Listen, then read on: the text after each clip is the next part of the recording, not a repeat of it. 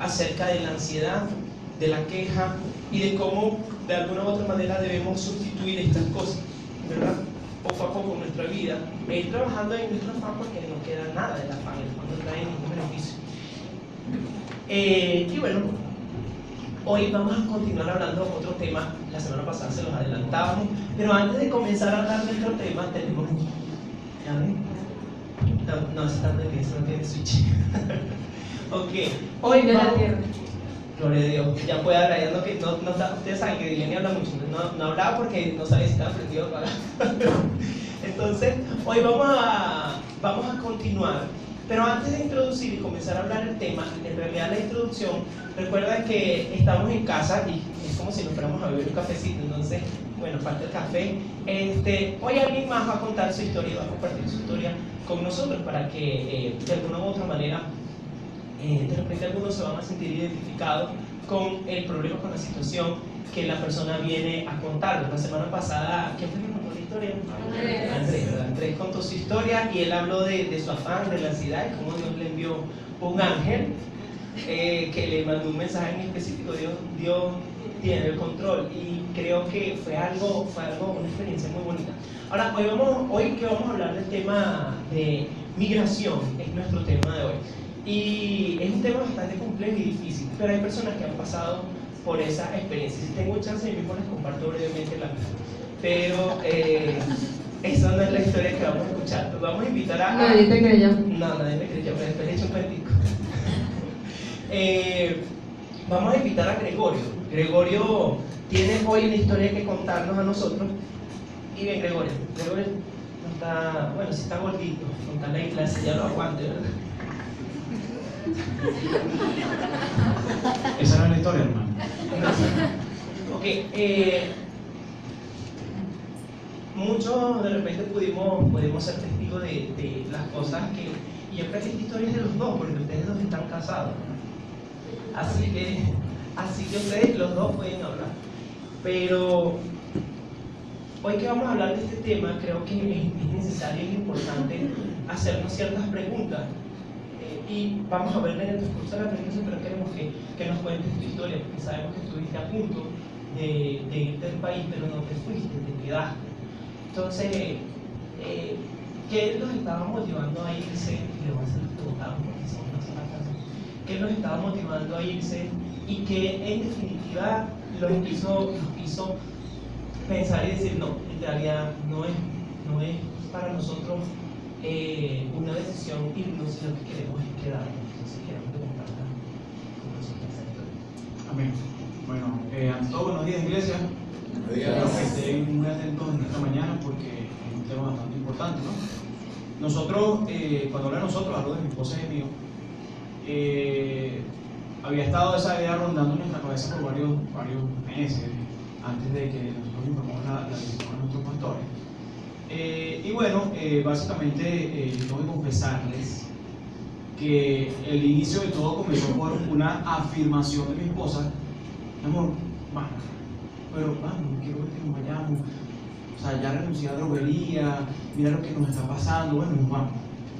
Y bueno, todo un giro muy distinto porque aún cuando yo estaba confiado en que nos íbamos, pues ella empezó como que a titubear un poquito. Entonces mi Lexa y Andrelis me miraban con una cara de rabia inconmensurable que me consumían, como dice la escritura. Y yo verdad que no me sentía ni mal ni bien, me sentía normal, neutral. Pero sí quiero confesarles este testimonio diciéndole que fue una decisión basada totalmente en emociones. ¿Okay? Estábamos viviendo una situación difícil acerca de la seguridad que nos estaba pasando a nosotros como familia, y bueno, y decidimos, nos vamos. Y cuando uno toma decisiones por emociones, no ves absolutamente nada del contexto que te rodea. Simplemente estás guiado por una emoción que va hacia una satisfacción. Y en base a eso nosotros, obviamente, cuando sabíamos que íbamos a informar la decisión a la iglesia, iba a ser una decisión bastante difícil, y sabíamos que la respuesta iba a ser: no se pueden ir, ustedes tienen un llamado, tienen un ministerio al cual tienen que atender. Y empezamos con la justificación en nuestra cabeza. Cada uno empieza a justificarse internamente. No, pero es que yo tengo que hacer mi vida. O sea, yo tengo que ver de aquí a 10 años lo que va a pasar a mis hijos, mirar cómo está el país, que esto es una locura, que Jesús cada vez se pone más pelón, y eso es la preocupación, y lo que podemos ver tangiblemente en él, y fíjense cómo lo que están pasando a nosotros como familia. Y entonces empezamos a ver y a justificar en nuestra mente esta decisión. Y cuando nos justificamos, en el 0.00001% de las justificaciones, vemos lo que dice la Escritura acerca de eso.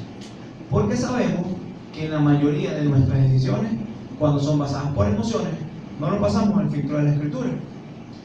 ¿Y qué pasa? Que, estábamos firmes, nos vamos, mi amor, nos vamos, empezamos a buscar, teníamos ya dónde íbamos a vivir, teníamos los recursos económicos para irnos, teníamos los pasajes, teníamos unos amigos allá que nos hicieron 1.500 favores, que nos cambiaron unos pesos a bolívares porque era más barato el peso que comprar dólares, teníamos todo, absolutamente todo. Lo único que nos faltaba era la aprobación del Señor. Entonces, ¿qué dice la nena? Descarado. Entonces empezaba a invadirnos de repente la depresión. Y empezábamos a ver, concha, pero vamos a abandonar a mamá, papá, la iglesia, los muchachos. No, yo le decía, tú no tienes a nadie. Lo que pasa es que sí, él es hijo único, pero bueno, ahorita tiene su papá nada más, su abuela murió, su otra abuela murió, no sé quién. ¿Cuál de las abuelas murió? Ninguno, y solo le queda a su papá, su mamá tampoco vive, entonces ella siempre diciendo, tú estás solo, para que entienda lo otro, porque tú estás solo, no va a ser demasiado cruel. Después que yo le decía que sí, yo le dije, es tu culpa. Como Adán y Eva, tu culpa. Es tu culpa porque tú no tienes a nadie, yo sí tengo quien pensar. Entonces, claro, pero yo le decía eso era para que él sintiera remordimiento. Y entonces él, ¿pero qué fuiste tú? No. Y entonces empezamos a entrar en unas dudas y empezamos a ser dubitativos. Y cuando uno comienza a ser dubitativo en una decisión, tiene que pensar, sentarse a pensar si realmente es la voluntad del Señor para tu vida o para nuestra vida en este caso, porque no teníamos paz. De repente pasaba una semana así, nos vamos, mira, me acuerdo que le mandaba fotos de los apartamentos, mira este es bastante económico, está en una zona que se llama Las Condes, que es buenísima, y si nos da los tiempos, tenemos como 6 meses de ahorro, pero en 6 meses podemos encontrar un trabajo. ¿En cuánto tiempo encontramos un trabajo? No, en 2 meses, con su perfil ustedes en 2 meses están trabajando. ¿Y cuánto están pagando? Están pagando 800,000 pesos. No, estamos ready, estamos listos. Realmente teníamos todo listo para Chile. Entonces, cuando pasaban estas cosas empezamos a preguntarnos, pero es la voluntad de Dios que nos fuéramos. Realmente es la voluntad del Señor. Y ella me preguntaba, y yo le preguntaba a ella. Y yo le decía, yo creo que sí, porque es que se nos están abriendo muchas puertas. Entonces empezamos a hacer algo que normalmente no hacemos cuando vamos a tomar una decisión importante. Y si lo hacemos muy fluctuantemente. Empezamos a orar.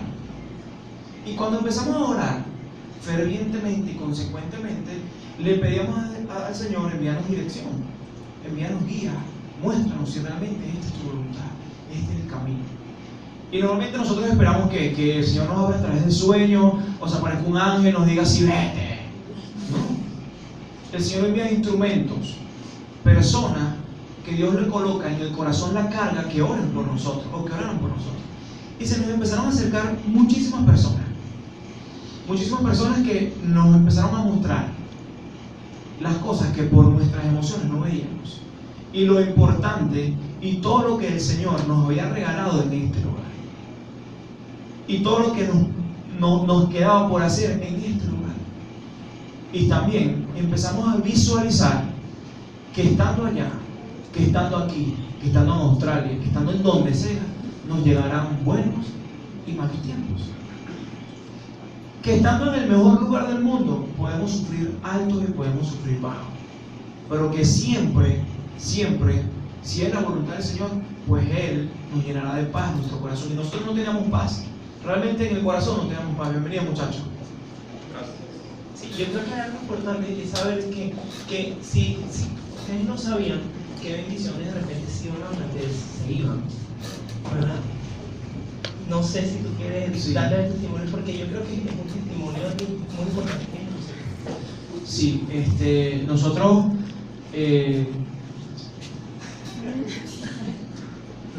luego de eso y que empezamos a ver que realmente nuestra paz estaba quedarnos acá, quedarnos entre nuestra familia, nuestra iglesia, nuestra gente. Y me acuerdo que tuvimos una reunión y dijimos, tenemos que decidir realmente qué vamos a hacer. Entonces me decía, tenemos que decidir, pero ¿qué decidirlo? No, pero tenemos que volver a sentarnos a decidir. Nos sentamos como 3 veces. La última vez yo dije, sí, vamos a sentarnos a decidir porque ya quedaba, la fecha era 27 de diciembre, ya quedaban como 3 semanas. Sí, eran los primeros de diciembre, porque como una semana antes de primicia nos quedó informado. Y estábamos en Hiperlíder y nos sentamos y empezamos a conversar de nuestros anhelos y dijimos, pues nosotros, o sea, ¿cuál es nuestro anhelo en el corazón? Tener una familia, tener nuestros hijos. Y el tener nuestros hijos, nuestra familia, iba a meditar que si nos íbamos a durar 2 o 3 años para poder comenzar a buscar. ¿Por qué? Porque teníamos que trabajar de repente en turnos distintos para poder mantenernos y no vamos a poder concentrarnos o colocarnos todas nuestras fuerzas en tener esa familia. Entonces dijimos, no, vamos a retrasar lo que realmente nos importa, porque no es el dinero, no es estar bien, es nuestro sueño de ser una familia. Y bueno, nos quedamos para gracia del Señor y el Señor nos ha bendecido este año de una manera increíble. ¿Dónde está Andrés? Ahí está Andrés. Esto es una primicia para ti. Hace 3 meses estuvo el presidente de la compañía aquí y nos informó que la empresa tenía que cerrar. Que si en 3 meses las ventas no mejoraban, pues la empresa cerraba. Y la fecha era el 31 de julio. ¿Qué pasaba si que era lo más grave que podemos decir? Nos quedamos sin trabajo. Todo. Todos. ¿Cuánto? Todos. Somos como 75 en la empresa. Y solamente nos informaron a los jefes de cada área. Nos pidieron que no informáramos a nadie de nuestro equipo para no generar incertidumbre ni zozobra. Y bueno, y nos tocó llevar esa carga sobre nuestros hombros y particularmente yo la llevé como 1 mes y medio sin decirle a nadie para no generar preocupación a mi esposa, ni siquiera se lo dije a los pastores ni nada. Y bueno, hace como 2 semanas y media empezamos a nosotros como familia, como pareja, a tener situaciones difíciles y empezamos a obligarnos a depender de la oración del Señor. Y en medio de todo el Señor respondió de una manera increíble. Le voy a decir 2 cosas. La primera es que la empresa, nos reunieron un miércoles en la mañana y yo dije, listo, aquí nos informan, se acabó Cuba, como dicen por ahí, chao cheo. Y nos llaman y nos dicen, tenemos una reunión, bueno, yo quiero decirle, y nos empieza a dar palabras de afirmación desde el punto de vista, ustedes son tremendos profesionales, ustedes donde quieran que estén van a hacer lo que son, y listo, la cara de la gente, lágrimas en los ojos, JD llorando. Y bueno, después de eso, él dice, pero yo no sé, aquí hay un cristiano entre ustedes. ¿Cómo dices tú, Gregorio? Por gracia del Señor, dice él. Nos aprobaron $100,000 en el DICOM y eso nos permite drenar y poder mantener operaciones en Venezuela por un tiempo prolongado. 1 año, año y medio, 2 años, no sé cuánto, pero un tiempo bastante prolongado. Nada, bueno, miren, la cara de la gente no era normal. Alegría, satisfacción. Y yo dije, Señor, respondiste a nuestras oraciones porque realmente para mí eso significaba una carga, que entonces no trabaja, yo soy el único que trabaja y bueno. No es el ingreso. Y la otra bendición que el Señor nos deparaba, para que ustedes vean que Mariel me lo decía cuando yo comenté la segunda que no me ha dicho todavía, si se fueran ido, no puedes recibir esta bendición. Y es así. Y el Señor nos bendice y nos provee de una manera increíble. Mi jefe me dice, yo me tengo que ir a México porque hay un proyecto nuevo y necesitamos ahí que suma la gente. Quiero que sea. Eso me hizo un aplauso, hermano.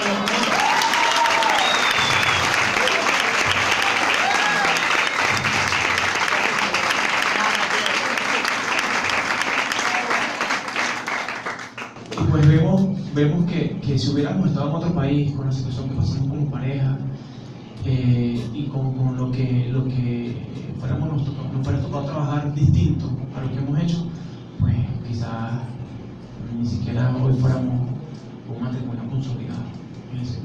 Así que bueno, yo no quiero decirles se vayan o se queden, yo lo que quiero decirles es que esperen y oren al Señor y que le muestre su voluntad. Amén. Amén.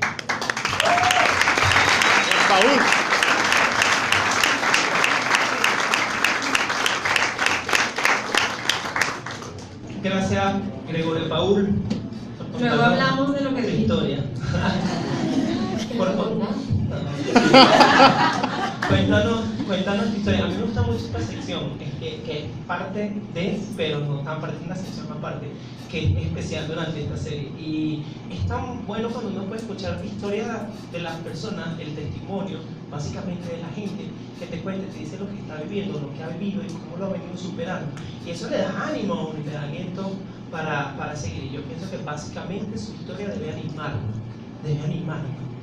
Mejores cosas están por venir, pero tenemos que estar muy atentos a la voluntad de Dios. Ahora vamos a hablar de este tema.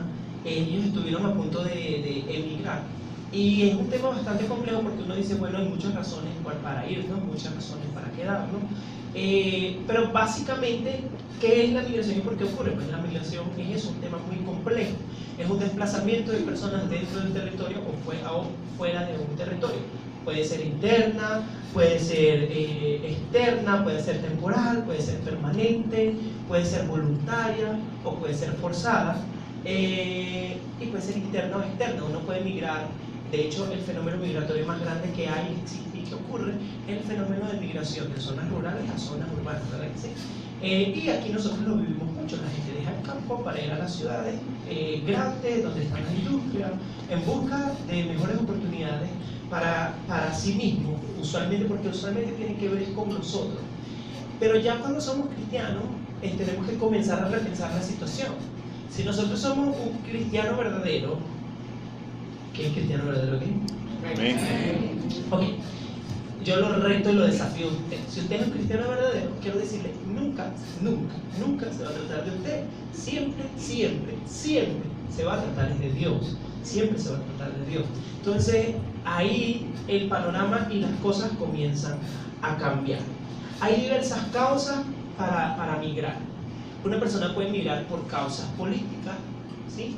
Perseguimiento político, una persona que pide asilo.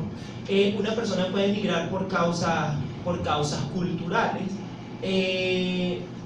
Pueden haber conflictos étnicos. Hay países africanos en donde hay conflictos graves entre etnias y tribus de la misma nación que luchan por el control del país y desplazan a un montón de gente que tienen que huir. Por ejemplo, hay un país que se llama Etiopía, un país muy pobre, y es un país que sufre guerra de etnias. Entonces, puede ser por causas culturales, puede ser por causas socioeconómicas, causas económicas o causas sociales. Por ejemplo, en nuestro caso, estamos viviendo un caso en donde la mayoría de la migración se está dando por causas socioeconómicas. La primera causa de emigración en Venezuela es la inseguridad, y la segunda causa de migración en Venezuela es la crisis económica. Entonces es como que el caso de lo que está pasando. Venezuela ha pasado de ser un país que tradicionalmente era un país con una balanza migratoria positiva. Eso quiere decir que éramos un país receptor de migrantes y no un país en donde la gente salía o emigraba. Ahora hemos pasado a tener una balanza migratoria negativa. Balanza migratoria negativa es que más gente sale que la que entra, y antes era al revés de esta situación, ¿sí? Y esto ha venido desencadenando otra serie de males que ayer veníamos conversando. Por ejemplo, la población venezolana, que se estima que el 53% de los jóvenes entre 18 a 35 años quieren migrar, se quieren ir del país. Eso quiere decir que si estos 53% de jóvenes cumplen con su deseo y con sus planes de irse del país, el país quedaría como uno de los países más longevos de toda nuestra América, no de América Latina, de toda nuestra América, llegando a los niveles de Canadá, que tiene que importar mano o fuerza de trabajo para poder asumir lugar. ¿Cuál es el riesgo de esto, hermano? Quedaríamos con muchas personas viejitas y con muchos chamitos, pues. Yo no quiero desestimar a las canas de mi hermano aquí, no quiero desestimar las canas de nadie, pero económicamente hablando, yo soy economista, económicamente hablando, la mayor fuerza laboral está en la edad de la juventud. La plena productividad está entre los 16 a los 40 años. Está la edad de plena productividad, porque luego pues comenzamos a envejecer, todo el proceso. Y las personas que van envejeciendo pues se van jubilando, van recibiendo su pensión, ya sus fuerzas no son igual que antes, y siempre se va a ir necesitando mano joven para impulsar todo el trabajo, pero que esa mano joven sea una mano también calificada. ¿Qué quiere decir esto? Esto quiere decir, nos vamos a quedar con personas que por su edad ya no pueden trabajar y con niños que no tienen la experticia.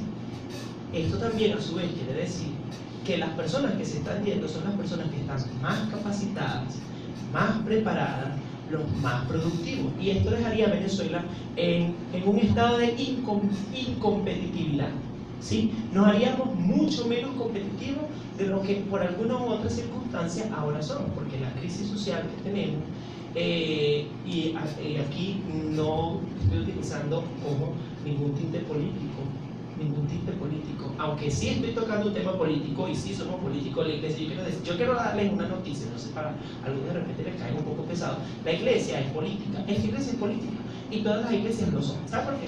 Porque estamos situados en un contexto político y nosotros no somos ajenos a ese contexto. Ahora, la iglesia es política, pero es apartidista, eso es otra cosa. Es decir, nosotros no nos situamos a nivel político, ni nos alineamos a nivel político con ningún partido en específico. La iglesia tiene sus propias posturas políticas y sociales que surgen de aquí, de la escritura. Si un político quiere, por ejemplo, implantar el matrimonio con personas del mismo sexo, nosotros vamos a revisar qué es lo que dice la escritura y nos vamos a oponer a esto porque la escritura simplemente dice no, ¿sí? Y esa va a ser una postura política porque va a responder a un problema que se genera en la sociedad y que es un problema de índole político porque lo manejan los políticos. Ahora, no estoy hablando aquí de nada que tenga que ver con postura apartista, simplemente estoy presentando una serie de estadísticas que son reales, ¿sí? Reales. Muchos aquí me conocen, saben cuál ha sido mi tradición partidista o mi tradición política, y con mucho me he sentado a conversar el tema, hemos limado aspereza, porque a veces las personas como que se prejuician, no, porque tal. Ya yo esas cosas las he dejado a un lado. Si yo tengo que decirlo, digo, no, si tengo que, mire hermano, ya a mí los partidos ya no me, hace mucho rato que no me importa, para mí el reino está por encima. Amén. Entonces, esa situación ha llevado a Venezuela a un lugar en donde las alarmas, ¡pum!, comienzan a encender, comienzan a sonar las alarmas. Y, ok, entonces las alarmas se encienden, comienzan a sonar las alarmas y los expertos comienzan a preocuparse porque, ajá, entonces ahora ¿quién va a capacitar a nuestros jóvenes, a nuestros chamos, la gente que está capacitada en realidad para preparar y para especializar a otros se está yendo? Entonces, ¿cómo nos vamos a especializar? Entonces, para especializarme, entonces me voy a tener que ir a otro país. Entonces, oye, es una situación difícil. Creo que nosotros tenemos que pensar y situarnos también desde este punto de vista.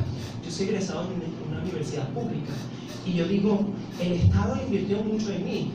O bueno, fuera el Estado, la nación invirtió mucho en mí porque el Estado utiliza los recursos que son de la nación. La nación alimenta al Estado a través de sus impuestos, del pago de los diversos, de los pocos impuestos que tiene Venezuela. Venezuela tiene muy pocos impuestos. Y de esos pocos impuestos el Estado se mantiene. La economía nacional, nosotros a veces tenemos un mito en la mente, mito versus realidad. Mito. El petróleo ocupa todo el crecimiento económico nacional. Realidad, el petróleo ocupa apenas del 20 al 25% del crecimiento económico nacional. Eso es una gran diferencia. ¿Dónde radica el crecimiento económico de Venezuela? Radica en los servicios y los impuestos. La industria de servicios es mucho más grande que la industria del petróleo, es mucho más diversa que la industria del petróleo, y es la que en realidad sostiene todo el panorama nacional junto con la política fiscal del Estado. Cuando tú sumas esas dos cosas, tienes alrededor de un 60% de que eso representa un 60% de la economía nacional. La parte de servicios y la parte de pago de los impuestos para todos los venezolanos. ¿Qué es la industria de servicios? Telecomunicaciones, operadores turísticos como hoteles, agencias de viaje, aerolínea, un negocio que nosotros montamos contratamos para prestar servicios de community manager, que ahora está medio de moda, que eso es un servicio. Eso es un área de restaurante, Pipiripao, por ejemplo, vende torta, mi dulce bendición, que vende torta, todos esos son servicios. Entonces, eso ocupa o engloba la mayor parte, la mayor cantidad de nuestra economía, no el petróleo, así que mito, realidad. Ahora, hay otras causas de migración, aparte de lo socioeconómico, aparte de lo cultural. Hay razones bélicas. Recuerdan la Segunda Guerra Mundial en Alemania. Venezuela recibió muchos portugueses, muchos alemanes, muchos polacos, suizos, italianos, franceses. Recibimos de todo aquí en Venezuela y muchos países de América Latina en la época de la Segunda Guerra Mundial. También hay otras razones como conflictos internacionales, por ejemplo, lo que está pasando en Siria, países luchando allí, hay un conflicto, el conflicto tomó matices internacionales y la gente comienza a ser desplazada por grupos terroristas. O catástrofes generalizadas, como por ejemplo la tragedia de Vargas, que hizo que mucha gente del estado Vargas se diseminara a diversos estados de Venezuela. Ahora, la cuestión es que aquí en Venezuela el problema migratorio, o sea, como no es un problema, es como un acontecimiento, no es un problema. La cuestión migratoria se ha convertido en una moda, Entonces muchos juegan a veces con el pensamiento de irse o de quedarse, pero el problema no es básicamente, yo creo que ustedes siempre lo dijo Gregorio, el problema no es básicamente si me voy o si me quedo, ese no es el problema. El problema verdadero, ustedes que están aquí son iglesia, y el que no es iglesia de estar aquí, bueno, ya lo es, bienvenido. La situación es la siguiente: si al irme, si al emigrar, yo estoy cumpliendo el propósito de Dios. Ese es el meollo del asunto, y eso es lo que hoy vamos a tratar de dar razón y de debatir. Ahora, ustedes que están pasando por ese momento, y no sé quién aquí está pasando por ese momento de decir, ok, me voy o me quedo, o ya tengo casi todo listo para irme, ya está todo listo, ok. Yo quiero decirte que es necesario que te preguntes esta pregunta que yo le he estado tratando de enseñar a la iglesia desde antes que los pastores se fueran, y mientras converso y aconsejo a mucha gente, le digo, hazte esta pregunta. Nosotros somos cristianos de cuántas solas, como iglesia reformada. 5. ¿Ah? 5. De 5 solas, no de 3, ¿verdad? No. No de 2. No de 4, son 5. Okay. Son la escritura, son la gracia de Dios, son la fe, son los Cristos y son la gloria de Dios. Son la gloria de Dios. Ahora la pregunta está basada en esta última. Pregúntate, al irme, ¿le estoy dando la gloria a Dios? O al quedarme, ¿le estoy dando la gloria a Dios? ¿Estoy rindiendo mayor gloria a Dios con mi decisión? ¿O estoy restando o tomando gloria para mí con esta decisión? Y yo quiero decirte que si estás trabajando en tu fuerza, pues no le estás dando gloria a Dios. Si lo estás haciendo bajo emociones, pues no le estás dando gloria a Dios. Pero por el contrario, si has dedicado el tiempo suficiente a buscar dirección de Dios, entonces va a ser el principio de comenzar a rendirle gloria a Dios a través de tu decisión. Pero tenemos otras cosas que hablar. Sí, señor. Bueno, es súper complicado este tema de lo que es tomar la decisión de ir y quedarse. Pero nos hacemos como una gran pregunta: ¿por qué ahorita nosotros necesitamos tener como un norte? ¿Por qué necesitamos como una guía? Porque realmente entramos como en un punto de quiebre. ¿Y cómo es eso? A veces no sabemos qué hacer, no sabemos ni qué decir, no nos explicamos cómo caímos donde estamos. Es decir, ¿cómo llegamos? ¿Cómo ha pasado esto? Y esas son como las interrogantes que nos hacemos un poco para tratar de entender qué fue lo que nos pasó. Y yo les quiero traer una ilustración que a mí me ayudó muchísimo, porque es como cuando entras a un estado de desastre. ¿Alguien ha visto en Discovery cuando cae un avión en una selva y quedan algunos sobrevivientes? Entonces, cuando quedan unos sobrevivientes, ¿qué es lo primero que ellos hacen? Se revisan, empiezan a caer como en un estado de miedo, de inseguridad. ¿Qué pasó? vamos arriba, ¿qué hacemos aquí? ¿Qué me falta una pierna? Pasan tantas cosas en ese momento, claro, o sea, un avión, ¿ok? Y de alguna manera comienza a generar como el miedo, la incertidumbre, estás como atontado y dices, Dios mío, ¿qué pasó? Y en ese ¿qué pasó?, ¿verdad? Uno comienza a tomar decisiones, porque el miedo es libre, ¿verdad que sí? Uno no sabe cómo uno va a actuar bajo el miedo. Y hay gente que reacciona y dice, yo me voy. Desde que arranca tengo que salir de esta selva porque tengo que salir, porque aquí nos van a comer, yo no sé qué va a pasar. Y unos se comienzan como a dividir. Otros, los más solidarios, comienzan a decir, oye, vamos a ayudar, vamos a curar al otro. Y los que son un poquito más aterrizados dicen, vamos a hacer un stop y vamos por lo menos a hacer un plan antes de salir, porque vamos a salir como locos no tiene sentido. Y aquellos que de alguna manera pueden decir y que siempre les viene como la ciencia a la mano y dice, ya va, por lo menos vamos a saber dónde estamos parados, y comienzan a hacer una brújula para poder ubicarse en el contexto y luego así poder tomar la decisión. Pero ¿qué es lo que pasa? Nosotros estamos en ese punto de quiebre, caímos y todo el mundo quiere, se volvió loco, Wilfredo.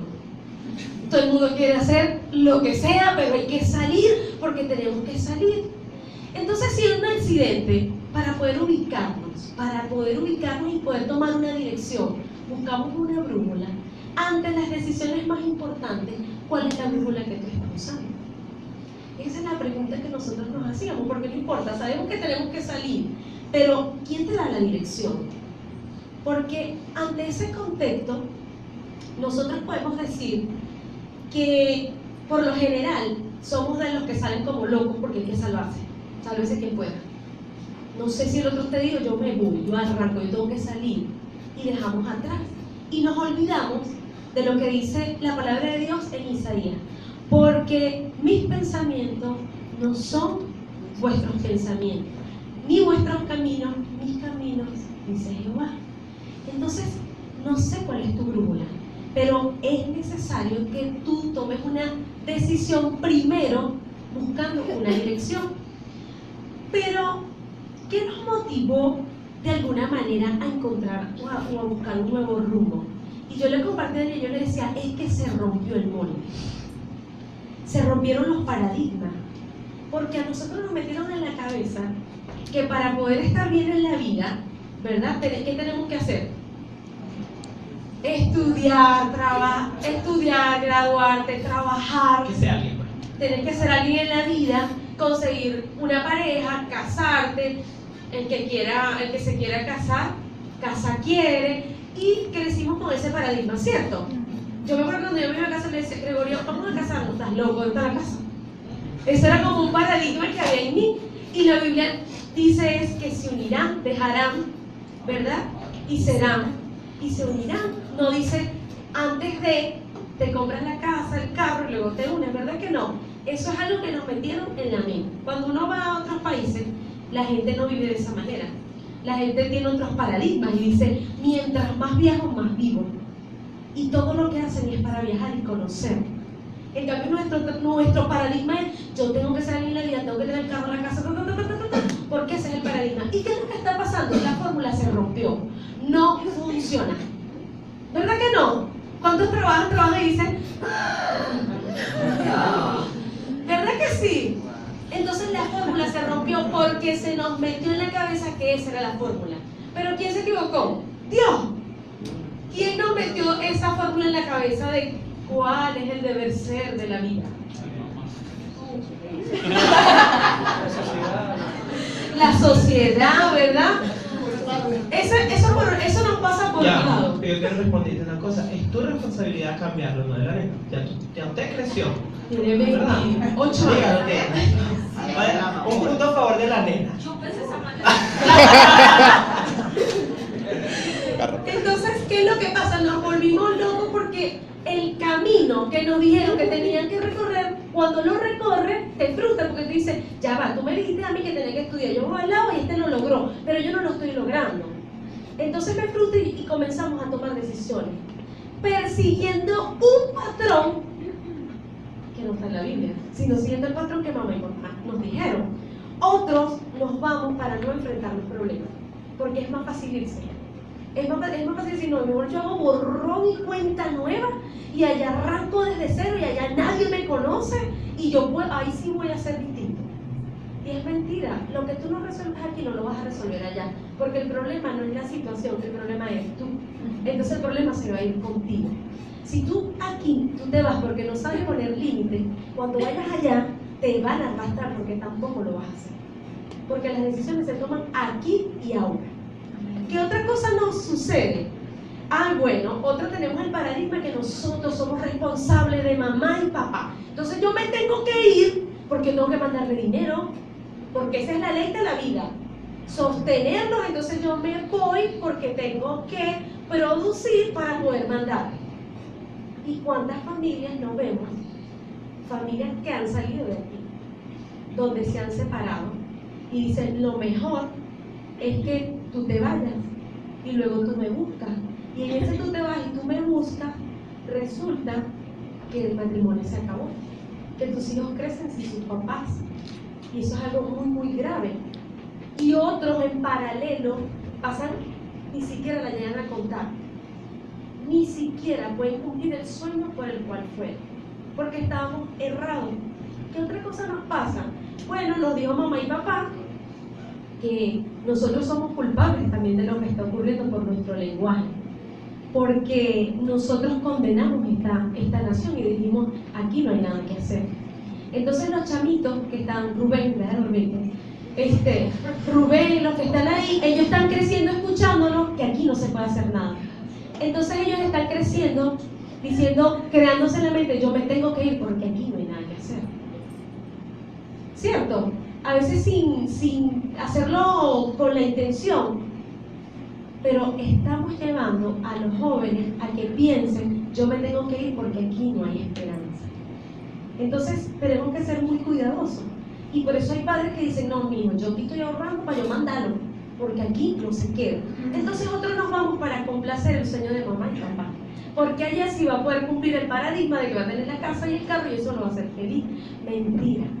Yo quiero decirle que cuando Gregorio y yo nos casamos, tanto que yo me empeñé por la casa, y eso tiene una historia muy grande, esa casa la devolvimos, volvíamos, eso fue un desastre. Y resulta que después de que nos casamos, habitamos esa casa 4 años después.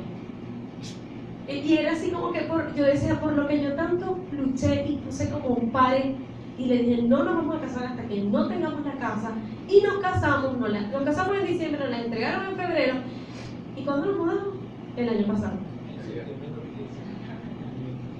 El año pasado, y te dices, qué locura.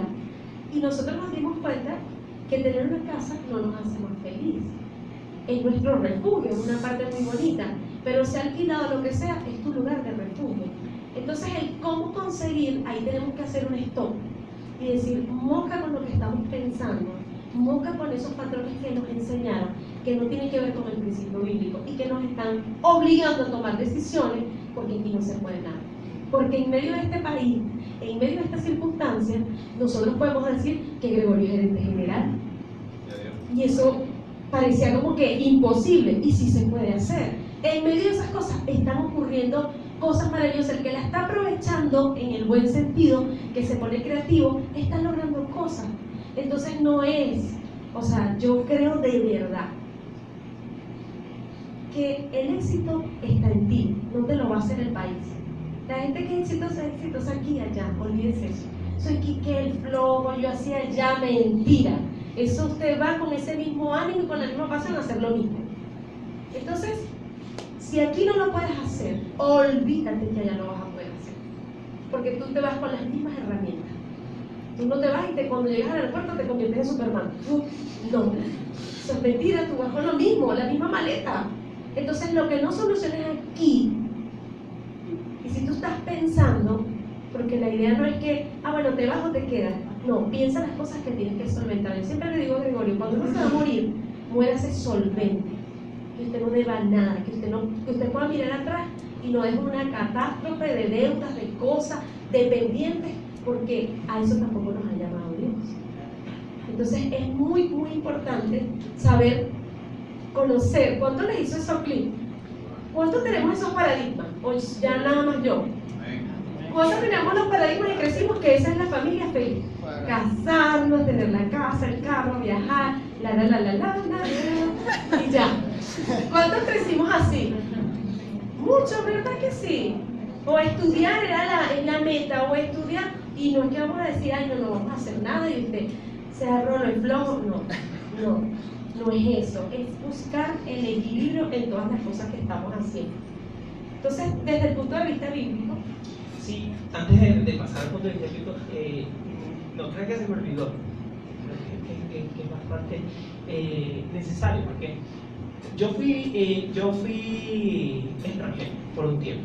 Yo viví fuera del país hace unos años atrás, fuimos en 1999, y retorné al país en 2006. Y vivir como extranjero, yo quiero decirles que eso no es fácil. Yo quiero decirles que eso no es fácil. No le puedo decir que mi experiencia es la experiencia de todo el mundo, eso es mentira, es una gran mentira. Todo el mundo tiene una experiencia distinta, porque cada uno es como su huella dactilar, cada uno es tan distinto del otro, tan único, tan singular, tan diferente. Yo no le puedo decir que a todos les va a ir igual, pero yo quiero relatarle brevemente que por esa causa de tener que migrar en un momento para nosotros el momento en que nosotros migramos en nuestra familia, familiarmente hablando, para nosotros era un momento mucho más difícil que el de ahora. No estoy hablando ni en general, ojo, para que no vaya a decir, no, pero es que tú vives en Narnia, que no me salga a decir que es Narnia. Estoy hablando de mi situación familiar. Yo y mi familia en ese tiempo lo estábamos pasando mal. Sin embargo, nosotros no migramos por eso, sino por un tema de reunificación, porque resulta que antes del 99, cuando yo migré con mi mamá y mi hermana, que finalmente no pudo quedarse a vivir nosotros migramos a Aruba. Mi papá había migrado antes, en el año 1995. Y cuando mi papá migró en 1995, él migró para ir a Aruba, hacer un dinero, regresar, y con el dinero que él iba a regresar, nos íbamos a comprar todos pasajes para irnos a vivir a otro país, que es Canadá. Y en Canadá no íbamos a vivir porque queríamos simplemente mejorar nuestras condiciones, sino porque íbamos a cumplir una misión ministerial que el Señor ya había preestablecido para nosotros. Era lo que nosotros creíamos, era lo que mi papá creía, pero finalmente se terminó quedando en Aruba. Finalmente terminamos yéndonos a Aruba, y luego de comenzar a vivir en Aruba, yo tuve 2 años ilegal en la isla. Si le cuento todo lo que viví, eso es la locura, usted se va a reír y hasta se le van a salir las lágrimas, que fueron demasiadas cosas. Desde paisanos tuyos venezolanos que llaman a la gente de migración para que te saquen de la isla, que te pichan. Pues mira, aquí hay venezolanos así asado, legal, tiene papeles, a que lo vengan a buscar y lo saquen. Eso es horrible, ver que un paisano tuyo te traiciona, ¿cierto? Y bueno, hace muchísimas cosas, tengo muchos beneficios, pude sacar cosas buenas de mi migración. Yo soy políglota, hablo 4 idiomas, eso es un beneficio para mí, yo me gradué allá, y bueno, muchos beneficios pude obtener allá, pero desde ese aspecto, económicamente no estuvimos tan bien, porque pagábamos alrededor de $700 nada más entre luz y agua.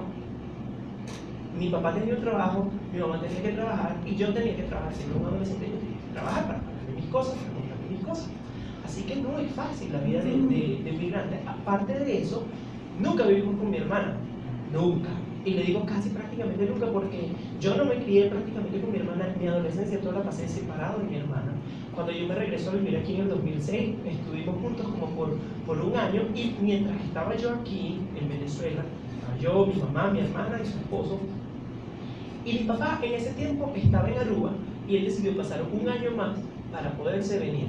Cuando él decide venirse, antes que él se viniera, mi hermana se va a México a vivir. Así que no puedo decirles que yo he tenido la familia unida que otros tienen, y muchas cosas que no le puedo tener así. Pero ha sido por decisión de Dios, porque de alguna u otra manera ellos también se fueron bajo la voluntad de Dios por misión también.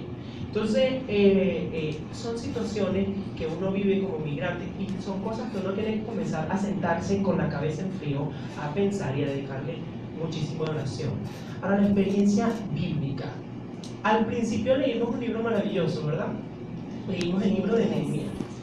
Nehemías es un caso impresionante porque él no es el caso típico de quien está en un país, por ejemplo, que está en un país y decide irse. Él era un judío, de padres judíos, israelita, servía al rey Artajerjes. Pero él no era nacido en Jerusalén, él nació fuera y vivió toda su vida fuera de Jerusalén. Él no conocía Jerusalén. Es como que nosotros no conocemos, que usted, como mi sobrina Briana, nació en México y ella no conoce Venezuela. Okay, pero que nunca haya venido, Briana ya ha venido, nunca había ido a Jerusalén, pero creció con un amor y con un fuego, con aquella cosa que Jerusalén, el Dios de mis padres, ese es el Dios verdadero, ese es el Dios real, ese es el Dios a quien yo le sirvo. Y Jerusalén en esa época, el pueblo de Israel había sido asediado por estos reinos, el imperio asirio, el imperio de Babilonia, el imperio de Persia, Grecia. Israel siempre estuvo de alguna u otra manera sometido a la colonización y vivió épocas muy difíciles como nación no independiente, sino colonizada. Y esta época de Nehemías fue literalmente así. Este hombre, cuando oye la historia, dice: los muros de mi ciudad están destruidos. Las puertas de mi ciudad ya no sirven para nada. El templo donde rendimos adoración y culto a Dios fue derribado y solo queda ceniza de él. Y él le dolió mucho en su corazón ver que su ciudad, aunque él no había nacido ahí, aunque él había nacido fuera, aunque nunca la había visto con sus ojos, este hombre se dolió demasiado por esa ciudad que él todavía no conocía, pero que era de él, tanto como el resto de los judíos y de los israelitas. Y comienza a orar. Ahora, yo quiero que usted sepa que el tiempo que transcurre entre el momento que Nehemías comienza a orar y el momento en el que Dios le da gracia delante del rey, y el rey le pregunta: ¿por qué estás triste? Porque nunca te había visto triste antes en mi presencia. De ese punto en donde el rey le pregunta, pasaron 4 meses de oración hasta que el rey le preguntara y él hallara gracia en los ojos del rey. 4 meses.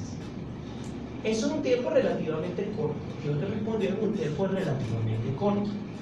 Hay oraciones que no van a ser contestadas de una vez, pero ese punto de la paciencia lo vamos a dejar para más adelante.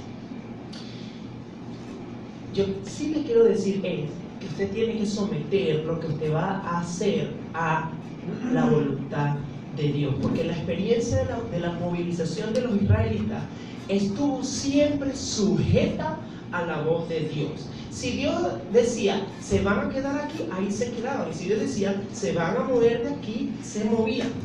Cuando ellos sufrieron como nación, sufrieron juntos. Sufrieron los 40 años en el desierto bajo la gobernación o la gobernanza de Moisés, pero por el pecado del pueblo. Sufrieron la opresión de Babilonia, la opresión de Siria, la opresión de Grecia, la opresión de Roma, mucha más opresión de la que nosotros vemos ahorita. Usted puede decir: ay, no, que ahorita mira cómo los mata, uno diario casi. Hermano, estamos tranquilos, muy bien, porque en esta época el pueblo de Israel sufrió demasiado. Yo creo que ustedes han visto la noticia de Ucrania, creo que ustedes han visto la noticia de Siria, y al verlo usted puede decir: ok, cuando en Ucrania pasó lo que pasó, pero ahorita está actual Siria. Y usted puede comparar Siria, Venezuela, ninguna ciudad venezolana está como Alepo. ¿Cierto o falso? ¿Hello? Yo creo que ustedes ven la noticia igual que yo. No hay ninguna ciudad como Alepo, total, absolutamente roída y destruida. Edificios, hospitales, no. Falta medicina, sí. Hay escasez de comida, sí hay. Pero ¿sabes? En medio de todo eso, Dios está presente. Y aún en medio de aquel desastre en Siria, aunque usted no lo crea, que usted diga: Nahuará, qué tremendo esta miseria, ahí Dios está presente. Y Dios sabe lo que está haciendo. Dios sabe lo que está tratando con el pueblo sirio, que no es lo mismo que está tratando con el pueblo venezolano. Ahora, al recibir las promesas y al recibir los beneficios, así como sufría junto la nación de Israel, también recibían juntos las promesas, los beneficios y las bendiciones de Dios y se quedaban juntos. Por ejemplo, cuando entraron, después de los 40 años en el desierto, ellos entraron a la tierra de Canaán, ¿cierto? Cuando entraron, entró la nación toda, obviamente los que el Señor había determinado que entraran, porque dijo que ciertas generaciones no iban a entrar, incluyendo Moisés. Y Moisés no entró solamente por haber desobedecido a Dios, por pegarle a la roca en vez de hablarle a la roca, para que ella notara. Las conquistas de los pueblos de alrededor, cuando ellos entran a la tierra de Canaán y comienzan a conquistar y comienzan a ganar las batallas en contra de los filisteos, de los amorreos, de los heteos, de los fereceos y de todos estos pueblos alrededor, también es un beneficio que vino de parte de Dios y que todo el pueblo lo gozó. Y el beneficio más grande de todo que este pueblo gozó cuando Jesucristo se encarnó y vino el Dios mismo encarnado en la persona de Cristo, también vieron al Mesías y lo vio todo el pueblo y toda la nación de ese momento. ¿Okay? Ahora, hay una cosa que nosotros tenemos que preguntarnos. Tenemos que preguntarnos y debemos definir si al emigrar, si tomar la decisión de emigrar, está basado en una meta propia. Y eso no está mal. Todo el mundo dice, bueno, yo tengo una vida propia. Yo necesito alcanzar esto y aquello. Eso está muy bien.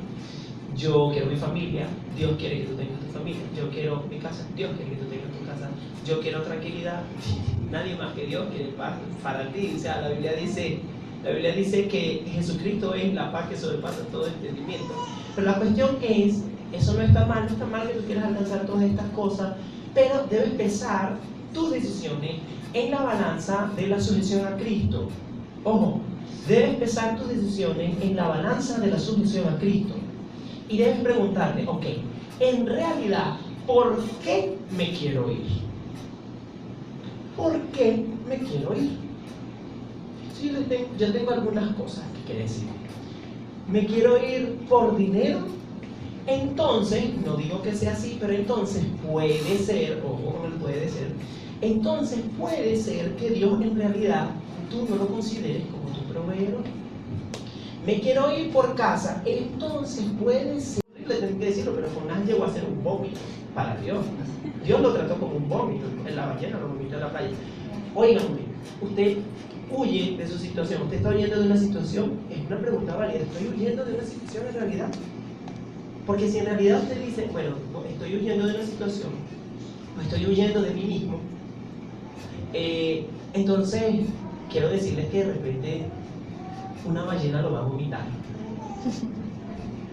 No literalmente, pero puede llegar al punto muy bajo de sentirse como en un estado en donde no hay nada más que hacer.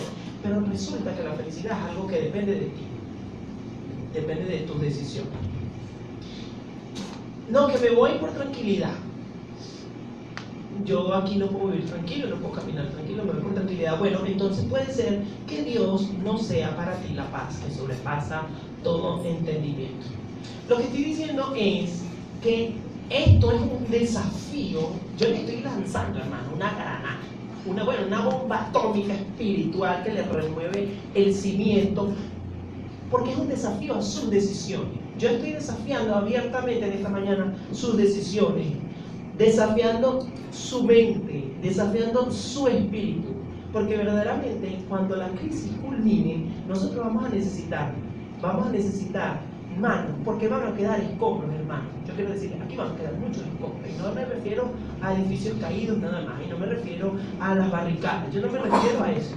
Van a quedar escombros que tenemos que recoger, y para recoger esos escombros se van a necesitar manos que levanten, se van a necesitar manos que restauren, se van a necesitar manos que reconstruyan los muros caídos, se van a necesitar manos que sanen, se van a necesitar manos que den, se van a necesitar manos que sostengan, se van a necesitar manos que empujen, manos que alimenten, y sobre todo, hermanos, se van a necesitar manos que reescriban la historia de esta nación.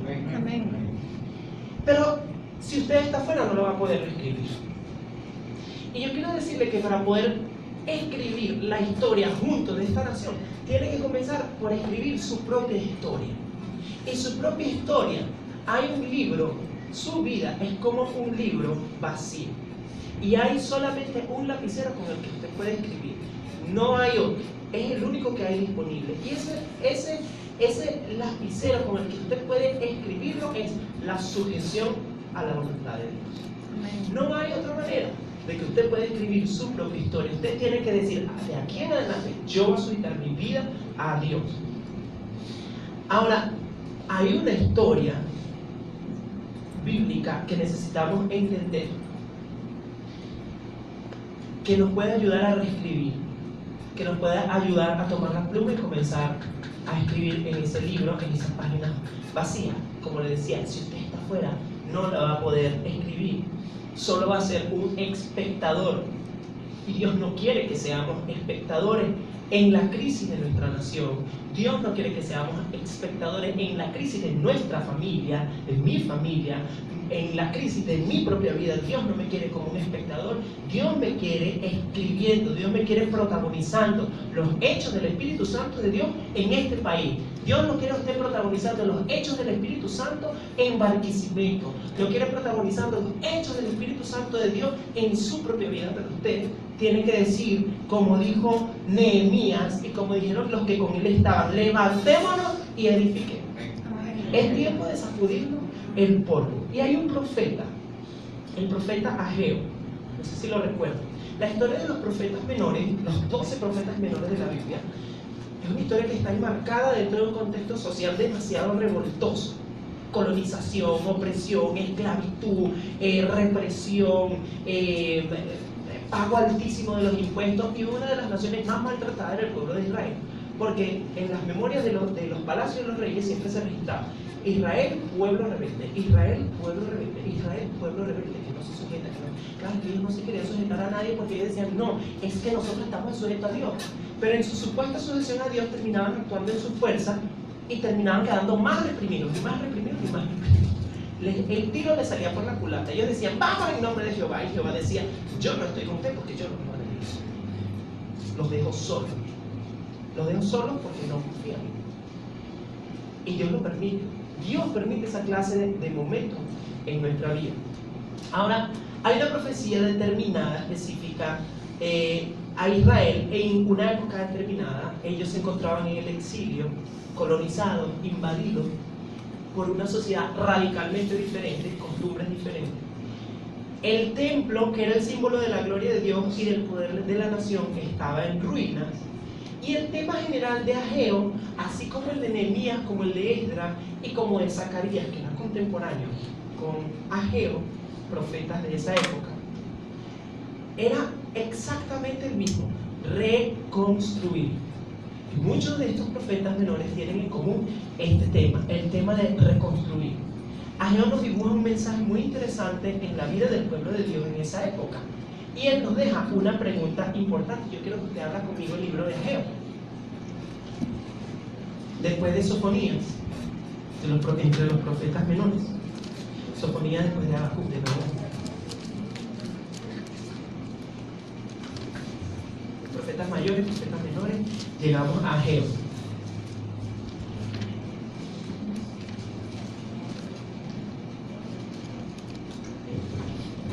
Y vamos a leer desde el versículo 3 hasta el versículo 6. Allí.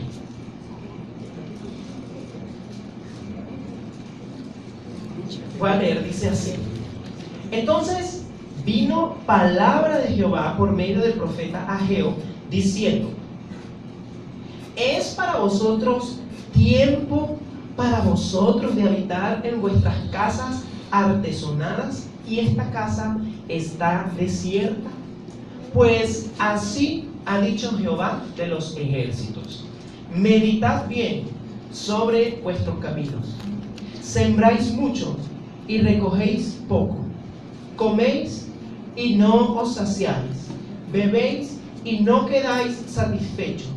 Os vestís y no os calentáis. Y el que trabaja a jornal recibe su jornal en saco roto. Sigo. Así ha dicho Jehová de los ejércitos, nuevamente, meditad sobre vuestros caminos. Y luego, subid al monte y traed madera y reedificad la casa, y pondré en ella mi voluntad y seré glorificado, ha dicho Jehová. Y por último, buscáis mucho y halláis poco, y encerráis en casa, y yo lo disiparé en un soplo. ¿Por qué? Dice Jehová de los ejércitos, por cuanto mi casa está desierta y cada uno de vosotros corre a su propia casa. Y luego sigue relatando, así como se comen y no se sacian, trabajan por jornal y reciben jornal en saco roto. Es decir, trabajan y trabajan y trabajan y dicen, trabaja, va a comprar la comida, va a comprar la salchicha, va a comprar el queso, la charcutería, va a comprar la carne, va a comprar la verdura. ¡Se me fue! Terminó uno, Dios mío, pero esto está horrible, cada vez está peor, la inflación se come mi plata, ya no me puedo comprar una torta de pipiripao, ya no me puedo comprar una camisa, ya no puedo salir a echar broma con los muchachos y decir, vamos a Burger King a comer una hamburguesa. ¿Qué pasa? La hamburguesa de Burger King, entonces se acaba con todo mi sueldo. No puedo, señor, ya no puedo con esto. Trabaja por jornal y recibe tu jornal en saco roto. ¿Por qué? Porque Dios lo ha roto. Yo quiero que tú entiendas esto. Dios ha decidido romper el saco de todos, porque Él nos quiere dar una lección a todos. La iglesia debería ser la primera en haber descubierto el problema, pero en realidad somos los primeros en ahogarnos en el problema, los primeros en ahogarnos en la situación. Recogen y recogen y recogen y no les queda nada. ¿No les parece conocido? Quien compra compulsivamente, o sea, compra varias cremas porque mañana va a amanecer más cara. Compra varios mujeres porque ¿cómo quedan más? La semana pasada fuimos a comprar los dos. Fuimos a comprar los dos en Mercabal. Compramos el bulto de papel toalé porque está barato, porque se iba a poner más caro. Entonces, y lo compramos entre varios. No crean que, no, que Daniel tiene mucha plata, se gastó la plata en un bulto. No, hermano, eso lo compramos entre la mamá, mi suegra, mi abuela y suegra, mi suegro y mi suegrastra. Entonces, entre todos compramos la base de que Valeria tiene una madrastra, la abuela que fue la que la crió, así que ella se considera su mamá y su mamá. Entonces, yo transformé todo en la vida y quería validar que había hecho una buena compra. Exacto. ¿Cuánto estabas?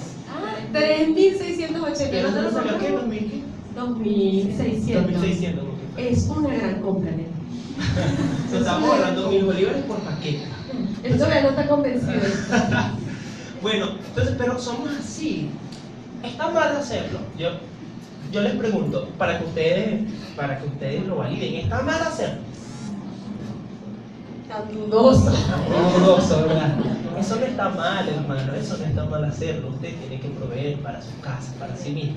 El problema no es ese, la situación es cuando nos vemos en esa situación que nos ahogamos, que nos afanamos y que eso es lo único que ocupa nuestra mente, nuestro tiempo, nuestro espacio, es estar en la casa y hablo de esto en el trabajo, hablo de esto en el carro, hablo de esto en la iglesia. Vaya más, espérate, vamos a hablar de la palabra también para que te tranquilices. La palabra trae paz.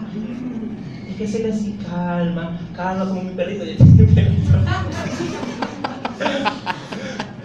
Yo tengo un perrito. Yo necesito siempre, de verdad tengo que reconocerlo. Yo le contaba a Dani, yo necesito siempre como respirar porque yo me acelero. Todos me vieron ayer. No, nadie lo vio, ¿verdad? Yo me acelero y me apasiono mucho y me pasa eso que yo le decía anoche, no sé. Gregorio me dice, ¿pero por qué te tiene que dar dolor en la noche? ¿Por qué me da en la noche? Entonces él dice, ¿pero por qué no te da en el día? Porque en el día estoy activa, pero ya cuando, entonces a mí la pasión no me deja que me duela, porque estoy haciendo lo que me gusta. Pero cuando ya llego en la noche que puedo acostarme, empiezo, ay, me duele mucho el brazo, me voy a buscar agua. Y el hielo para el brazo, y se casó, la ayuda idónea, me duele mucho el brazo, le digo yo, pero es eso, el cuerpo también somatiza después y te pasa factura. A veces tenemos dolores que no sabemos y es por ese afán de ir, venir, no sé qué, María nos comentaba que dice, bueno, yo hice una dieta de noticias. Yo le decía, yo también hice una dieta porque me iba a volver loca. Porque quería saber qué iba a hacer. De hecho, Gregorio creía que yo era su Twitter. Salí y me decía que está cerrado, no sé. Así hago yo con Valesca, que eso nos pasa a todos. Así yo con Valesca, porque Valesca a veces está pendiente de esta cayendo acá, esta cayendo. Es como que la única cosa que ella terminó revisando. Así es. Entonces, bueno, sí, yo tenía este perrito y el perrito, ahora yo lo trataba mal, sí, pero era un niño y yo maltrataba al perro. No les voy a decir las cosas que sí, ya a muchos se las he contado en persona. Pero sí recuerdo que el perrito se metía abajo de un escaparate para defenderse, ¿verdad? Y en lo que el perro se llama guaco, en lo que el perro se metía abajo del escaparate, el perro, ¡ah! Claro, y eso y yo le decía, ahí sí te sentías el gran perro, ¿verdad? Porque era un perrito chiquito. Ahí sí te sientes el gran perro, porque sabe que si yo metía la mano, entonces me iba a morder, entonces él empezaba a hablar suavecito, y yo le cambiaba la voz, y me decía, uy, uy, y entonces el bicho se ponía bravo. Pero cuando le hablaba normal, el perro se calmaba, necesito, y lo calmaba, se le iba sobando así la patica, y el perro, ja, ja, ja, ja, y el perro, lo jalaba, ya, perro.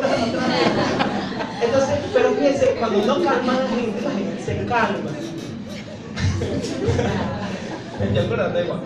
Cuando uno calma a la gente, ayuda a la gente a mantener la calma. La gente va a mantener la calma. Pero la pregunta es ¿por qué? ¿Por qué recibimos el jornal en saco roto? ¿Por qué ya no nos alcanza?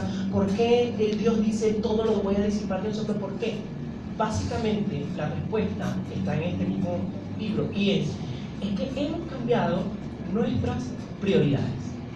Hemos cambiado nuestras prioridades. Nuestra prioridad está en proveer para nosotros primero. Nuestra prioridad está en servirnos a nosotros primero. Y de esto no estamos haciendo nada bueno. Nuestra prioridad debe ser Dios. Y Dios me dice, ama a los demás como yo te amo. Yo te he amado para que ames a otros. Yo te he dado para que des a otros. Deja de colocarte a ti en mi lugar y comienza a pensar con mi mente. Porque hemos sustituido prioridad y hemos hecho que otras cosas se coloquen en el lugar en donde en realidad Dios debe ir. En el lugar que en realidad solo le pertenece a Dios. Y usted tiene que identificar si hay prioridades en su vida que han ido sacando y colocando a Dios a un lado. Esta semana me reunía con alguien y le decía, el afán por el dinero trae codicia. El afán por el dinero desencadena en la codicia. Y la codicia se convierte en tu prioridad. ¿Por qué? Porque entonces, como estás afanado por hacer plata, la mayor parte de tu tiempo vas a estar pensando en dinero, vas a estar trabajando por dinero. No vas a querer compartir porque si no vas a gastar el poco dinero que tienes. Y así sucesivamente. De esa manera, ¿qué resulta? ¿De qué resulta todo esto? El dinero se puso en primer lugar, destroné a Dios y no me di cuenta. Y usted puede tener prioridades invertidas en su vida y no se ha dado cuenta. Lo mismo puede pasar con el tiempo. Lo mismo puede pasar con la familia. La familia se puede convertir en un Dios, ¿sabes? Y no nos damos cuenta. Cuando la familia nos quita el tiempo, que le debemos dar a Dios, cuando la familia nos quita el momento que nosotros le tenemos que entregar a Dios, la familia se comienza a convertir en un Dios. La familia no debe controlar su situación. Mire, Jesucristo fue verídico. Él dijo, yo vine a esto, mire, a esto vine, poner a padres contra hijos y hijos contra padres. ¿Por qué? Porque cuando usted es cristiano y en su familia no hay cristianos, no lo van a entender. Y le van a hacer la guerra porque ellos quieren, ahora sí es verdad, se la pasa todo el tiempo metido en la iglesia. Analice, se la pasa todo el tiempo, en realidad se la pasa todo el tiempo metido en la iglesia. ¿Sí o no? ¿Dónde pasa la mayor parte de su tiempo? Gregorio, ¿dónde pasa? ¿Dónde está Gregorio? Por allá, allá. ¿Dónde pasas tú la mayor parte de tu tiempo? En el trabajo. María, ¿dónde pasas tú la mayor parte de tu tiempo? En el trabajo. Y eso no quiere, esto no quiere decir que eso sea su Dios. Ellos están obligados por contrato 8 horas. Se les subió.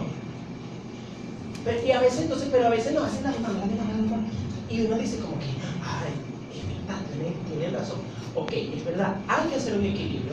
Debe haber tiempo para la familia. Pero el tiempo de la familia nunca debe sustituir el tiempo de Dios. Ni le debe quitar ni le debe robar el tiempo de Dios.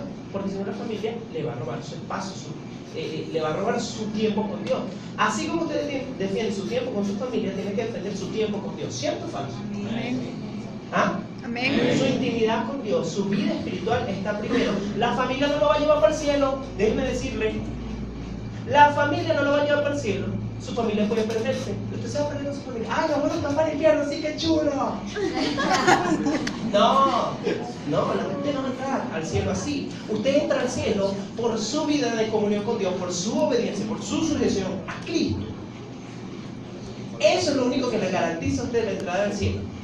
Cuando vemos la serie del cielo, que viene más adelante, usted se va a dar cuenta que el cielo no es ese lugar de no, nada que ver con eso del Ave María, que va arriba, abajo, y palma, y arriba, y abajo, a la rodilla, 1 hora, arriba, 1 hora, a un lado, al otro. No, hay muchas cosas divertidas que hacer. El Dios que creó el trabajo, la diversión, la alegría, el gozo, los árboles, es todo lo que hay, todo lo que existe, todo lo que es, y lo que nosotros hemos hecho, lo hemos hecho por gracia y voluntad de Dios. Ay, que en el cielo no va a haber trabajo. Sí va a haber trabajo, pero no te vas a cansar. Ay, yo no quería que había trabajo. Yo quería solo dormir. Pero, y vas a dormir, sí, vas a descansar, pero no va a haber noche, porque el sol va a alumbrar todo el día. ¿Cómo va a ser para dormir? Tranquilo, no se den más la vida por cosas que ni Dios mío, el afán ya de una vez, pero esto, pero y lo otro, hasta ahí somos afanados, hermano. Pero, no, quédese tranquilo, Dios tiene todo el control, Dios tiene el control, tiene la pancarta, deberíamos sacar. Dios tiene la tenía Brigitte, Dios tiene el control. La pancarta el domingo pasado la cargaba Brigitte en una servilleta.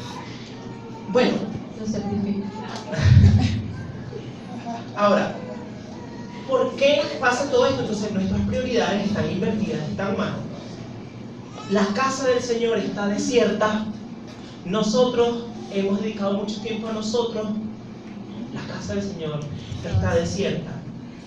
Pero la clave es reconstruir. Amén. Y ha dicho algo importante, que debemos meditar sobre nuestros caminos.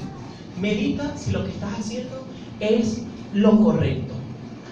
Si ya consultaste con Dios hasta el punto que te has desgastado, que te has desgarrado, que has dejado tu último aliento para saber si lo que estás a punto de hacer, o la decisión que estás a punto de tomar, si irme o quedarme, te has desgastado tanto en oración para saber si eso es lo que Dios quiere.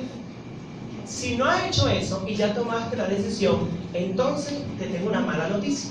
Esa decisión ya es un fracaso, porque esa decisión no estuvo sujeta a la voluntad de Dios hasta el punto en donde te desgastes, donde Dios te dice, ¿es o no es?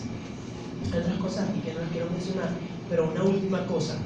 Cuando nosotros buscamos emigrar, muchas veces, y sobre todo en esta época, lo hacemos partiendo desde un punto de la comparación, ¿sí? De la comparación. Ahora, de la comparación nosotros caemos en un terreno muy riesgoso, porque nos comenzamos a sentir frustrados porque no tenemos las cosas que antes sí teníamos. Luego nos quejamos porque la situación que tenemos ahora no se compara con lo mejor que estábamos antes. La Venezuela de antes, no, eso sería todo, eso es lo mejor, no, hacemos cereales de todas las clases, galletas de todos los tipos, suero, no, hombre, para tirar para el techo, todas las marcas, había por haber desodorante ahorita, hombre, unas marcas todas raras, que Farmatodo de crema, que yo echándome crema, y que es eso. Es bueno. Sí, es bueno, por cierto, es económico. Pero empezamos a comparar la Venezuela de ahora con la Venezuela de antes. ¿A quién no le ha pasado? ¿Ah? ¿A quién sí le ha pasado? De las manos arriba, vamos conmigo, vamos, todas las manos arriba, todas las manos arriba. Porque a todos nos ha pasado. Una pregunta medio capciosa. A todos nos ha pasado eso. Terminamos frustrados porque entonces miramos para el futuro, y cuando miramos para el futuro decimos, cónchale, pero es que ni siquiera se ve una esperanza de tener lo que teníamos antes, y no confiamos en que las cosas que están por venir pueden resultar en lo mejor. Y acerca de la comparación, el gran Salomón, mira lo que dijo Salomón, muy sabiamente. Dijo en Eclesiastés 7:10, nunca digas, ojo, absoluto, una palabra absoluta. Nunca digas, ¿cuál es la causa de que los tiempos pasados fueron mejores que estos? Porque nunca, vuelve la palabra absolutista, nunca de esto preguntarás con prudencia. No hay una cosa más terrible que comparar. Sin embargo, nosotros vivimos en un mundo de la comparación. Mamá, papá comparan al hijo menor con el hijo mayor, o al mayor con el menor, al bueno con el malo. Al malo le dicen, mira cómo este sí lo hace y tú no lo hiciste. Él sí salió bien y tú no saliste bien. ¿Cuánto no les pasó?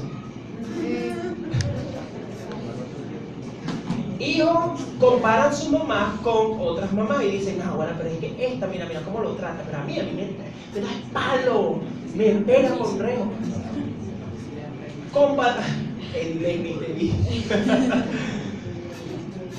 Comparamos todo, hermano. La situación económica la comparamos, la situación política y vivimos en ese mundo de comparación. ¿Qué pasa cuando estamos comparando? Cuando el sabio dice, nunca de esto vas a preguntar con prudencia, nunca. Él sabía que de la comparación viene rabia, frustración, rencor, acumulo, ira y resentimiento hasta que llega un punto donde explote. Nunca es sabio comparar. Esta situación que estamos viviendo, ¿por qué no pensamos? No solamente pasará, yo voy a trabajar para que pase. Nehemías trabajó para que pasara. ¿Dónde están los Nehemías de Ciudad del Rey? ¿Dónde están los Nehemías de Venezuela? Venezuela necesita unos cuantos Nehemías. Cuando vemos en el libro de Ageo que dice meditar, a veces suena como abstracto, ¿verdad? Uno, ¿qué hago? ¿Verdad que sí? O díganme qué es meditar. Pero ¿cómo lo llevamos a la acción? Suena así como un poco difícil, ¿verdad? Porque uno dice, bueno, sí, usted dice, ay, sí, haz tal cosa. Sin embargo, hoy nosotros queremos rescatar 3 cosas que queremos. Si hay algo que está divagando en tu mente, nosotros no somos Dios para decir qué es o no es la voluntad, pero el Señor sí sabe, ¿verdad que sí? Y hay 3 cosas que nosotros queremos que te lleves, porque ya sabemos que a todos nos van a llegar buenos y malos tiempos, ¿verdad que sí? Y que Dios está en todas partes. Pero la decisión de irse implica muchas cosas. Yo me acuerdo y mi emocionalidad me vuelve a embargar a ese momento, porque era una sensación de intranquilidad. Y el primer paso que tú debes hacer es consultar a Dios. Consultar a Dios. Muchos consultamos a trivago.com para saber cuál es el hotel, dónde nos vamos a quedar, qué vamos a hacer, los amigos, llamamos a uno que esté allá, llevamos allá, sé que lo he dicho muchas veces, pero ¿qué significa para ti? Y empezamos en esa onda, llamamos a los amigos que están allá para preguntarle cómo es la cosa, hacia dónde ven, cuáles son las bolsas. Empezamos a investigar, pero nadie pasa por el primer filtro, que es consulta, es gratis. Consulta a Dios. ¿Por qué? Porque Dios sabe que es una decisión muy importante. Primero genera un choque emocional. Métase en internet y busque qué pasa, qué sensación experimenta la gente cuando se va. Y por eso te debes consultar a Dios, porque es una decisión muy complicada. Primero, emocionalmente genera en ti un miedo. La primera pregunta que se le viene a la gente es: ¿qué va a pasar? ¿Y qué voy a hacer cuando yo llegue? Porque hay gente que se va y no tiene un plan, y ese es el primer error. Y hay un choque emocional porque tus creencias ya no son válidas en otro país. El náhuatl, la gente, ¿qué?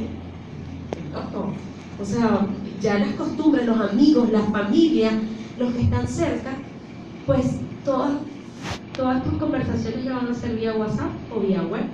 Y eso es algo que lo debes tener en mente. Es decir, ¿quieres vivir una vida vía web? Es una decisión bastante personal. En los días especiales ya no estarás. Y tú dirás, bueno, pero es que yo tengo con qué, puedo ir y venir. Pero igual no va a ser. Es imposible que sea igual. Entonces, vas a experimentar dolor. sabes que mamá ya no va a estar, los amigos no van a estar, y va a doler. Y si tú no estás preparado emocionalmente y tomas la decisión por irte, tú puedes caer en depresión.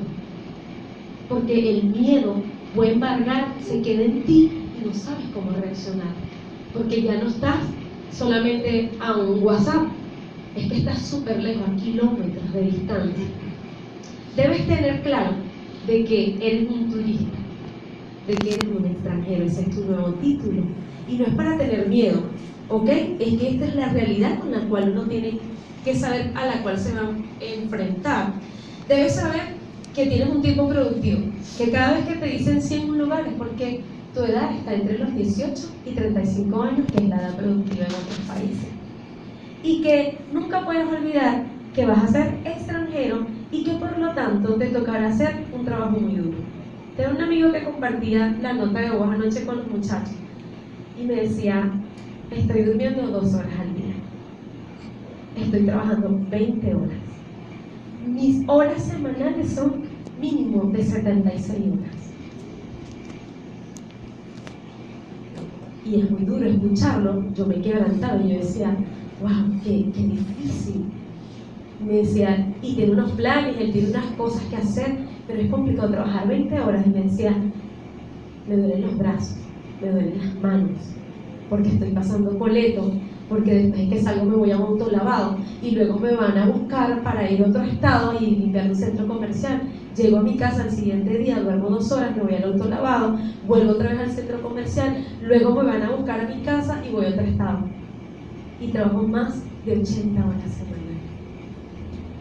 Y tú dices, wow, no duerme. Me dice, tengo 2 horas nada más en el día que duermo. Y eso es una realidad.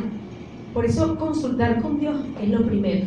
Nunca tomes una decisión sin primero conocer cuál es el punto de vista de Dios. No, que las circunstancias no te ahoguen. Como cuando colocamos el ejemplo de que caíste en el accidente en la selva y quieres salir corriendo, es necesario buscar la dirección. Tienes que tener un plan. No, yo me voy allá, ¿cómo vamos yendo? Ya eso quiere decir que está muy mal, porque tú debes saber qué vas a hacer, cómo lo vas a hacer. Si son un matrimonio, debes escuchar la otra parte. No, porque aquí yo soy la cabeza del hogar, o porque yo quiero hacer tal cosa, y porque ese es mi sueño. Hay que ir juntos en oración y que Dios nos pueda dirigir. Hay que pedir mucha sabiduría.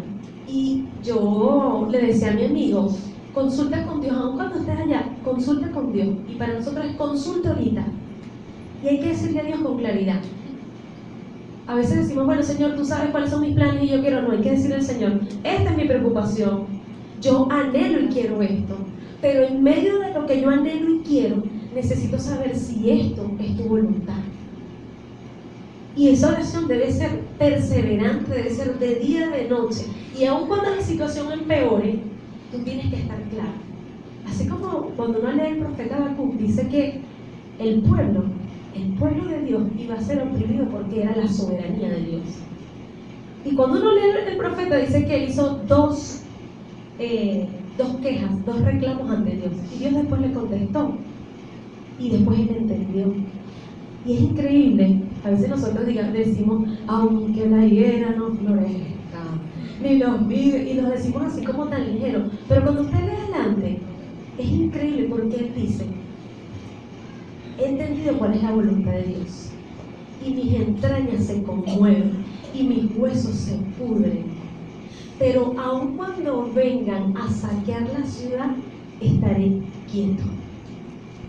Y aunque la higuera no florezca, es que vive después. Y eso quiere decir que ya el Señor le había revelado en los 2 capítulos anteriores que la higuera no iba a florecer, que no iba a haber comida. Y dijo, pero con todo eso, yo me alegraré y descansaré en Dios. Y uno dice, wow.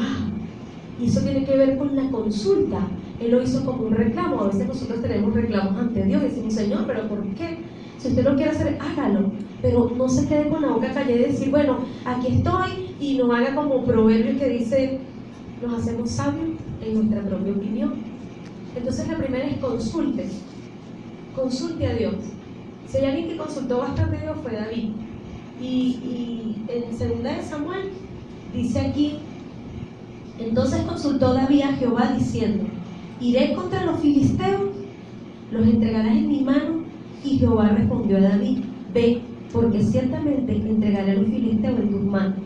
Y una segunda vez dice: y consultando David a Jehová, él le respondió: no subas, sino rodéalos, y vendrás a ellos de frente. Y cuando oigas ruido como de marcha por las copas de las balsameras, entonces te moverás, porque Jehová saldrá delante de ti a herir el campamento de los filisteos. Y David así lo hizo como Jehová se lo había mandado. Y es increíble, David consultó, y David tiene unas características particulares, tenía todas las de ganar, tenía con qué, y puede haber dicho: no, aquí tengo la estrategia yo, y dijo: ¿sabes qué? Dios, dime, ¿me darás la victoria?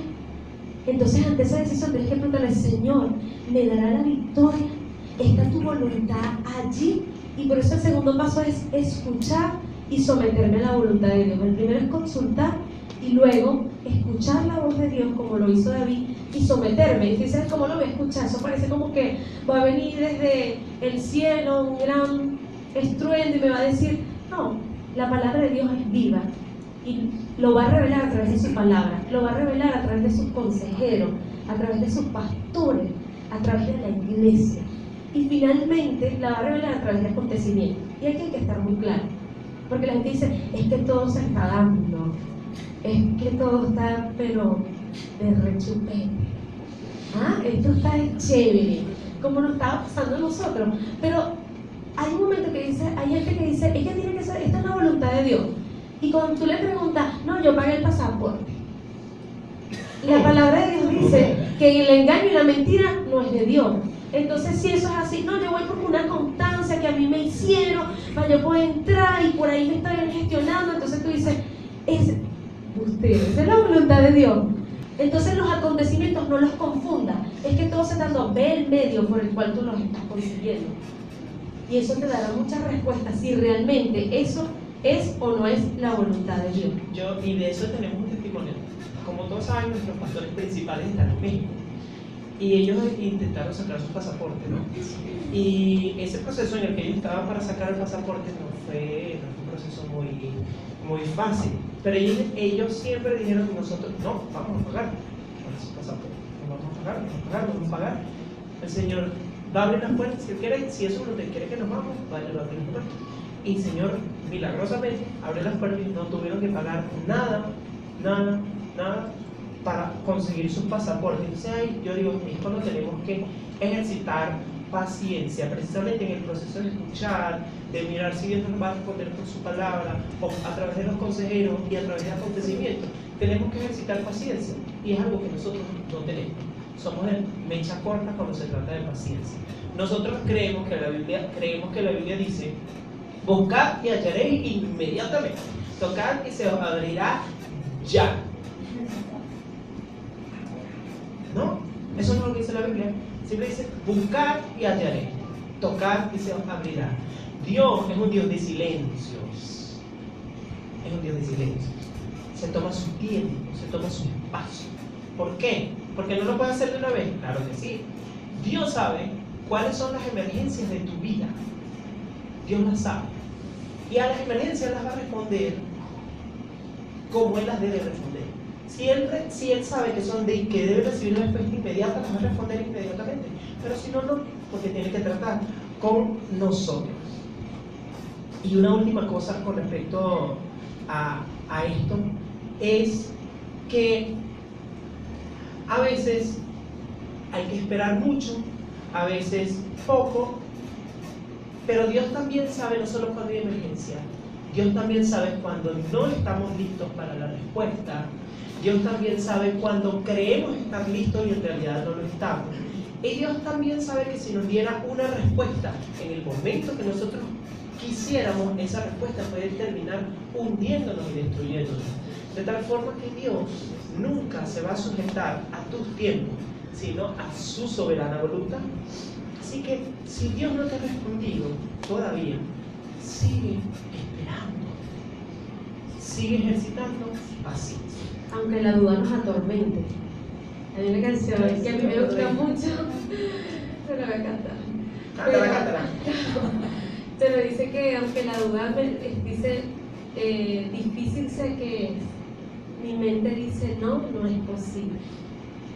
Dice que aunque la duda me atormente, yo no confío con la mente, yo confío con el corazón en el Señor. Y es difícil porque la mente es una máquina loca. Eso nos pone, pero no, sí, no, es una cosa increíble, que si tú no logras tener dominio propio, o sea, te controla y tú empiezas a hacer cosas que no es. Entonces, luchar con la duda en medio de la espera es algo que tú tienes que hacer para poder hacer el último paso, que es consulta, escucha y finalmente descansa. Descansa en Dios. Y descansar en Dios es no, ahora sí me limo las uñas, estoy relax, no. Descansar en Dios es seguir orando y soltar. Soltar y decir, bueno, Señor, tú harás. Y la paz de Dios nos va a cubrir. Yo leí algo que decía muy interesante, que hay un atributo que tiene Dios. Y dice que Él es el príncipe de paz. Y la paz a la que se refiere es esa paz que en hebreo, esta palabra paz es shalom, que significa armonía, tranquilidad, que tú no sabes qué pasó, pero estoy tranquilo.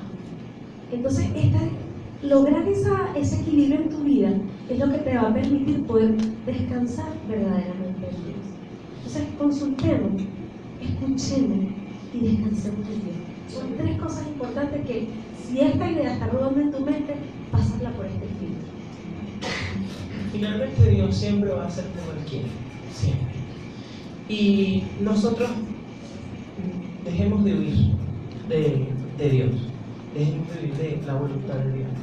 Vamos a someternos para que el Señor después no tenga que traer una calabacera y la haga subir sobre nosotros y nos gocemos en la calabacera y después Dios la queme y diga, ¿por qué has hecho esto?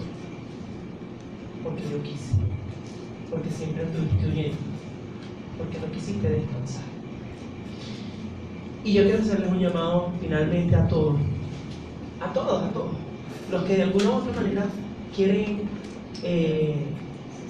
han manejado en su mente el pensamiento, sí pasa, han manejado en su mente el pensamiento de si irse, si quedarse, y decirle que sometan sus decisiones a Dios y que dejemos de dudar y comencemos a confiar más en el Señor.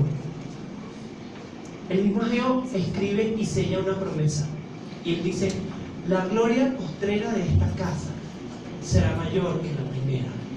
Yo creo que nosotros vamos a ver tiempos mejores para Venezuela. Yo creo que nosotros vamos a ver tiempos mejores para Ciudad del Reino, para Barquisimeto. Yo creo que van a venir mejores tiempos